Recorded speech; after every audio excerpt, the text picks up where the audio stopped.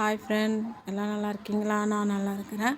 So இன்றைக்கி என்ன video போட போகிறேன் அப்படின்னு சொல்லிட்டு பார்த்தா, இன்றைக்கும் சமையல் வீடியோ தான். ஸோ என்ன சமையல் வீடியோ அப்படின்னு சொல்லிட்டு பார்த்தா, பாலக்கீரை பொரியல் செய்ய போகிறேன். ஸோ பாலக்கீரை அண்ட் முருங்கைக்கீரை பொரியல் தான் செய்ய போகிறேன். ஸோ வாங்க எப்படி செய்யலான்னு பார்க்கலாம். நான் அடுப்பில் வானல் வச்சுருக்கேன். ஸோ அடுத்ததாக எண்ணெய் ஊற்றிக்கிறேன். ஓகே ஃப்ரெண்ட், நான் பாலக்கீரை செய்கிற விதம் தான் சொல்ல போகிறேன். ஸோ நீங்கள் எப்படி செய்வீங்கன்ட்டு கமெண்ட் பாக்ஸில் சொல்லுங்கள். நம்ம வீடியோ ஸ்கிப் பண்ணாமல் பாருங்கள். வீடியோ பிடிச்சிருந்தால் லைக் பண்ணுங்கள், ஷேர் பண்ணுங்கள், சப்ஸ்கிரைப் பண்ணுங்கள். ஸோ எண்ணெய் ஊற்றியாச்சு. ஸோ இப்போ கடுகு போட்டுக்கலாம்.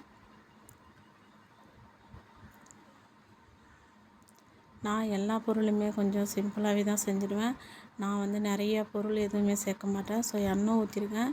இப்போ கடுகு போட்டுக்கிறேன். ஸோ கடுகு பொரிஞ்சதும் நான் அரிஞ்சு வச்சுருக்க பொருள்லாம் சேர்க்க போகிறேன். ஸோ அரிகிறதெல்லாம் காமிக்கலை. பட் மிளகாய், காஞ்ச மிளகாய் அரிஞ்சு வச்சுருக்கேன். ஸோ வெங்காயம் அரிஞ்சு வச்சுருக்கேன். தக்காளி அரிஞ்சு வச்சுருக்கேன். கொஞ்சோண்டு பூண்டு நசுக்கி வச்சுருக்கேன். ஸோ அவ்வளோதான். இப்போ நம்ம சேர்த்துக்கலாம். எண்ணெய் காஞ்சிடுச்சு, கடுகும் பொரியுது. ஸோ நம்ம காஞ்ச மிளகாய் சேர்த்துக்கலாம். ஸோ நான் அடுப்பு சிம்மில் வச்சுருக்கேன். இப்போ காஞ்ச மிளகாய் சேர்த்துட்டேன். ஸோ கொஞ்சம் காஞ்ச மிளகாய் நான் எடுத்து வச்சுருக்கேன். ஸோ முருங்கைக்கீரை செய்வேன், அதுக்காக கொஞ்சம் காஞ்ச மிளகாய் மட்டும் எடுத்து வச்சுருக்கேன். கொஞ்சம் வெங்காயமும் எடுத்து வச்சுக்கிட்டேன். ஸோ பாதி வெங்காயம் இதில் போட்டுட்டேன். ஸோ நம்ம இதை கிண்டி விட்டுக்கலாம். ஸோ தக்காளி மட்டும் இதில் ஃபுல்லாக போட்டுருவேன். தக்காளி முருங்கைக்கீரைக்கு போட மாட்டேன். ஸோ எல்லா தக்காளியும் பாலக்கீரைக்கு தான் நான் போட்டுட்ருக்கேன். ஸோ போட்டுட்டேன். இப்போ நல்லா வதக்கி வச்சுக்கலாம். கொஞ்சம் மிளகாவும் கொஞ்சம் தக்காளியும் மட்டும் எடுத்து வச்சுருக்கேன். ஸோ அது முருங்கைக்கீரை செய்கிறதுக்காக தான். ஸோ முருங்கைக்கீரை அப்புறமா செய்யலாம். ஸோ பாலக்கீரையை பார்த்துக்கலாம். ஸோ வெங்காயம் நல்லா வதவிடுச்சு. ஸோ பார்க்குறீங்க, உங்களுக்கே தெரியும். ஸோ நம்ம அடுத்ததாக பூண்டு போட்டுக்கலாம். ஸோ பூண்டு எல்லாம் நல்லா வதங்கின பிறகு தான் போட்டிருக்கேன். ஏன்னா பூண்டு போட்ட உடனே அப்படியே தீயிற மாதிரி இருக்கும். ஸோ அதனால் பூண்டு மட்டும் எல்லா பொருளும் வதங்கின பிறகு தான் போட்டிருக்கேன். ஸோ அதையும் நான் கிண்டி விட்டுக்கிட்டேன். அடுத்ததாக கொஞ்சம் உப்பு சேர்த்துக்கிறேன். ஸோ அவ்வளோதான், சொல்லிட்டு கிண்டி விட்டுக்கலாம். ஸோ நான் அடுப்பை சிம்மில் தான் வச்சுருக்கிறேன். ஸோ அதெல்லாம் பாலக்கீரை அரிஞ்சிட்டு அலசி வச்சுருக்குறோம். ஸோ பாருங்கள், 2 கத்தை வாங்கினேன் அன்றைக்கி. ஸோ 2 கத்தையுமே நான் அரிஞ்சிட்டேன். ஸோ பிள்ளைங்க பாலக்கீரை நல்லா சாப்பிடுவாங்க. ஸோ குழம்பே தேட மாட்டாங்க. அது பாலக்கீரையிலே சாப்பாடு போட்டு பிசைஞ்சு சாப்பிட்டுடுவாங்க 2 பேருமே. அதனால் எனக்கு கொஞ்சம் கொஞ்சமாக போட்டு இந்த பாலக்கீரையை செஞ்சுக்கலாம். கிண்டி விட்டுக்கலாம். ஸோ நிறைய போட்டால் கிண்ட முடியாது. அதனால் பாதி மட்டும் போட்டிருக்கேன். ஸோ அதை கிண்டி விட்டுக்கலாம்.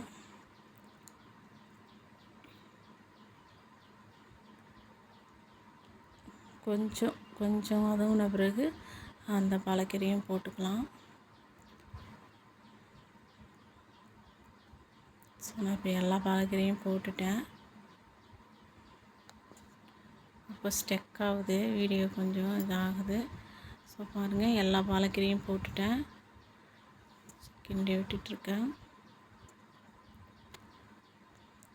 ஃப்ரெண்ட், நீங்கள் பாலக்கீரை எப்படி செய்வீங்க, வேறு என்னென்ன பொருளாக சேர்ப்பீங்கன்னு சொல்லிட்டு கமெண்ட் பாக்ஸில் சொல்லுங்கள். நான் அதிகமான பொருள் எதுவுமே சேர்க்கவே மாட்டேன். நான் இப்படி தான் எல்லாமே கம்மியாக சேர்த்துட்டு தான் நான் சமைப்பேன். ஸோ நல்லா தான் இருக்கும். நிறைய பொருளும் நான் அதிகபட்சமாக சேர்க்க மாட்டேன். சில வீடியோவில் சொல்லுவாங்க, அவங்க வாட்டுக்கே நிறைய பொருளை சொல்லுவாங்க. ஸோ அப்படி சொல்லும்போதே பார்த்தாக்கா இவ்வளோ ஜாமான் நம்மளால் வாங்கவும் முடியாது, செய்யவும் முடியாதுன்னு தோணும். ஸோ நான் அப்படி இல்லை. ஸோ உங்களுக்கு தெரியும் நான் என்னென்ன பொருள் சேர்த்துருக்கேன்னு சொல்லிவிட்டு. ஸோ அவ்வளோதான். நீங்கள் சிம்பிளாகவே செஞ்சு சாப்பிட்டு பாருங்கள். ஸோ நல்லா தான் இருக்கும்.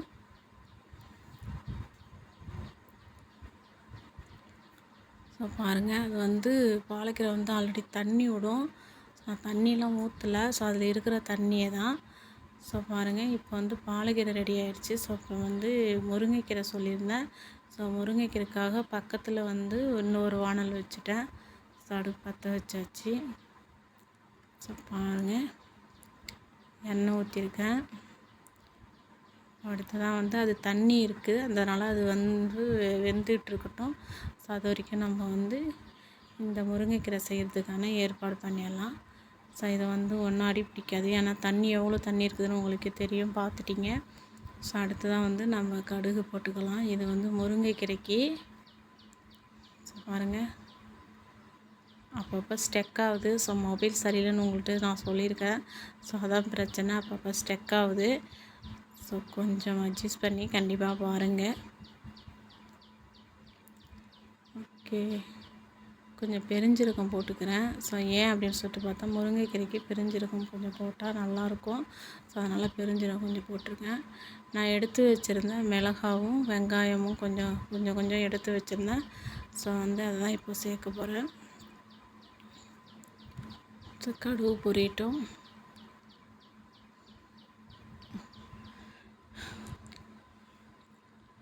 இப்போ வந்து இந்த பாலக்கீரைங்க வெந்துக்கிட்டு இருக்கு. ஸோ நான் பக்கத்துலேயே தான் வந்து முருங்கைக்கீரையும் செய்கிறேன். ஸோ இன்றைக்கி பாலக்கீரையும் முருங்கைக்கீரையும் தான் இன்றைக்கி வீட்டில் சமையல். ஸோ வந்து மிளகாய் போட்டாச்சு. ஸோ மிளகாய் போட்டு கிண்டி விட்டுக்கலாம். ஸோ நம்ம அடுப்பு வந்து சிம்மில் வச்சுக்கிட்டு தான் கிண்டுறோம். ஸோ ஏன்னா அடுப்பு வந்து ஸ்பீடாக இருந்துச்சுன்னாக்கா மிளகாய் டக்குன்னு கறி விட்டுச்சுன்னா நம்ம செய்கிற பொருளே வேஸ்ட் ஆகிடும். ஸோ அடுத்ததான் வெங்காயம் போட்டுட்டேன். ஸோ வெங்காயமும் கிண்டி விட்டுக்கலாம். ஸோ முருங்கைக்கீரைக்கு வந்து மிளகாய் மட்டும் செய்கிறவங்களும் இருக்காங்க, மிளகாய் மட்டும் போட்டு செய்கிறவங்களும் இருக்காங்க. பட் நான் வந்து மிளகாவும் தக்காளி பழமும் போட்டுக்கிட்டேன். சரி, கொஞ்சோண்டு உப்பு போட்டுக்கலாம். ஸோ உப்பு போட்டு கிண்டி விட்டுக்கிறேன். ஸோ கொஞ்சம் நல்லா வதவட்டும். ஓகே ஃப்ரெண்ட், நீங்கள் எப்படி முருங்கைக்கீரை செய்வீங்க, பாலக்கீரை செய்வீங்க என்ன கமெண்ட் பாக்ஸில் சொல்லுங்கள். ஸோ நான் இவ்வளோ தான் செய்வேன். வந்து இந்த தண்ணி பூரா சுண்ட வச்சுட்டாக்கா இன்னும் டேஸ்ட்டாக தான் இருக்கும். ஸோ தண்ணி பூரா சுண்ட வச்சுட்டு தான் இறக்குவேன். ஸோ அடுத்ததான் நம்ம வந்து முருங்கைக்கீரை வந்து உருவி வச்சுருக்கோம் கோம்பு இல்லாமல். ஸோ வெங்காயம் நல்லா வதவிடுச்சு. நம்ம வந்து இப்போ முருங்கைக்கீரை போட்டுக்கலாம். ஸோ பாருங்கள், நல்லா வதவிடுச்சு. முருங்கைக்கீரை போட்டுக்கலாம்.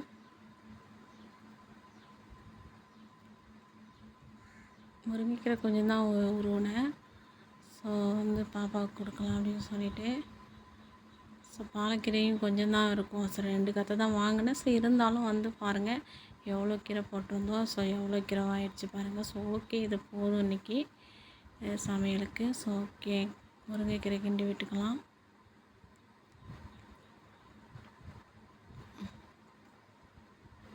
ஸோ முருங்கைக்கீரை நல்லா வதவட்டும். நான் தண்ணியெலாம் எதுவும் தெளிக்கலை. ஸோ உங்களுக்கு பார்த்துருந்தாலே தெரிஞ்சிருக்கும். வந்து நான் கொஞ்சம் எண்ணெயே கொஞ்சம் அதிகமாக தான் ஊற்றிருந்தேன். ஸோ அதனால் போதும், அந்த எண்ணெயிலே வந்து வதவிடுச்சு முருங்கைக்கீரை.